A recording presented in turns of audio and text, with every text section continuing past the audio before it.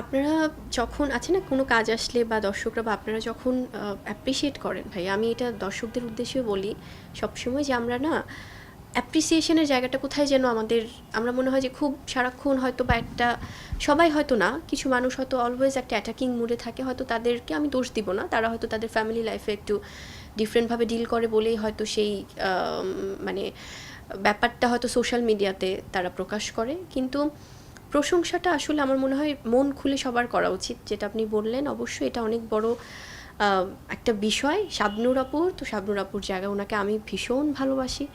শাবনূর আপা আমার মনে হয় যে শি ইজ দ্য মানে আলটিমেট কুইন, আছে না যে যার নামের উপর ওভাবে সিনেমা চলবে, আমরা ছোটোবেলায় দেখেছি।